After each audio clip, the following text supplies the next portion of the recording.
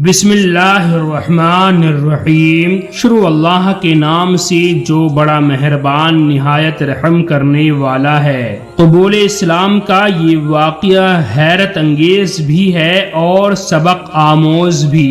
حیرت انگیز اس اعتبار سے کہ نزول قرآن کو کم و بیش 1500 سال کا عرصہ گزر جانے کے بعد بھی آج تک اس نقطے پر کسی کی نظر نہ جا سکی جو ایک امریکی ڈاکٹر کے قبول اسلام کا محرک بنی۔ اور سبق آموز اس پہلو سے ہے کہ کتاب الہی میں غور و تدبر اور تحقیق جستجو بندگان خدا کے لیے ہدایت و معرفت کے دروازے کھولنے اور صراط مستقیم پر گامزن ہونے کا آج بھی اتنا ہی مؤثر ذریعہ ہے جتنا وہ نزول وحی کے وقت تھا۔ امریکہ کے ایک ہاسپٹل میں ایک عجیب و غریب واقعہ پیش آیا اور اس واقعے کے زیر اثر امریکن ڈاکٹر مسلمان ہو گیا۔ مذکورہ ہسپتال میں ایک روز ڈیلیوری کے 2 کیس ایک ساتھ آئے۔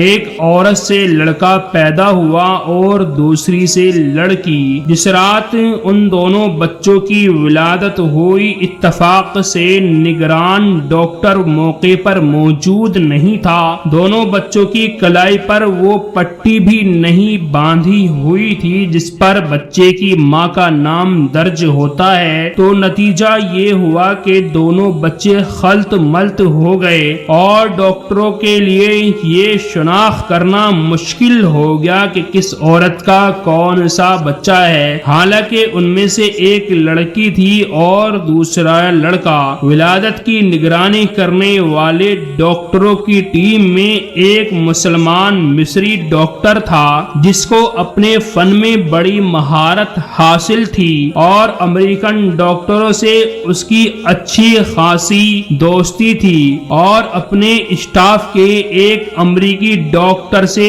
تو بہت گہری دوستی تھی۔ دونوں ڈاکٹرز سخت پریشان تھے کہ اس مشکل کا حل کیسے نکالا جائے۔ امریکی غیر مسلم ڈاکٹر نے مصری ڈاکٹر سے کہا کہ تم تو دعویٰ کرتے ہو کہ قرآن ہر چیز کی تبیین و تشریح کرتا ہے اور اس میں ہر طرح کے مسائل کا احاطہ کیا گیا ہے، تو اب تم ہی بتاؤ کہ ان میں سے کون سا بچہ کس عورت کا ہے۔ مصری ڈاکٹر نے کہا کہ ہاں، قرآن کریم بے شک ہر معاملے میں نص ہے اور میں اسے آپ کو ثابت کر کے دکھاؤں گا، مگر مجھے ذرا موقع دیجئے کہ میں خود پہلے اس معاملے میں اطمینان حاصل کر لوں۔ چنانچہ مصری ڈاکٹر نے باقاعدہ اس مقصد کے لیے مصر کا سفر کیا اور جامع ازہر کے بعض شیوخ سے اس مسئلے میں استفسار کیا اور امریکن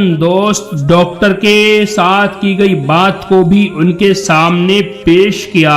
ازہری عالم نے جواب دیا کہ مجھے طبی معاملات و مسائل میں ادراک حاصل نہیں ہے، البتہ میں قرآن کی ایک آیت پڑھتا ہوں، آپ اس پر غور و فکر کریں، اللہ تعالی نے چاہا تو آپ کو اس مسئلے کا حل اس میں مل جائے گا۔ چنانچہ اس عالم نے درج ذیل آیت پڑھ کر سنائی۔ ترجمہ: مرد کا حصہ 2 عورتوں کے برابر ہے، سورہ نساء۔ مصری ڈاکٹر نے اس آیت میں غور و تدبر شروع کر دیا اور گہرائی میں جانے پر اسے اس مشکل کا حل بالآخر مل ہی گیا۔ چنانچہ وہ لوٹ کر امریکہ آیا اور اپنے دوست ڈاکٹر کو اعتماد بھرے لہجے میں بتایا کہ قرآن نے ثابت کر دیا ہے کہ ان دونوں میں سے کون سا بچہ کس ماں کا ہے۔ امریکن ڈاکٹر نے بڑی حیرت سے پوچھا کہ یہ کس طرح ممکن ہے۔ مصری ڈاکٹر نے کہا کہ ہمیں ان عورتوں کا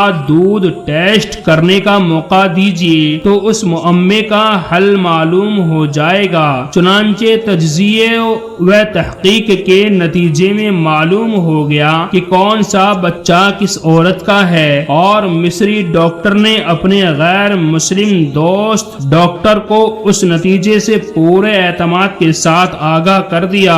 ڈاکٹر حیران ششدر تھا کہ آخر یہ کیسے معلوم ہو گیا۔ مصری ڈاکٹر نے بتایا کہ اس تحقیق تحقیق و تجزیے کے نتیجے میں جو بات سامنے آئی ہے وہ یہ تھی کہ لڑکے کی ماں میں لڑکی کی ماں کے مقابلے میں 2 گنا دودھ پایا گیا۔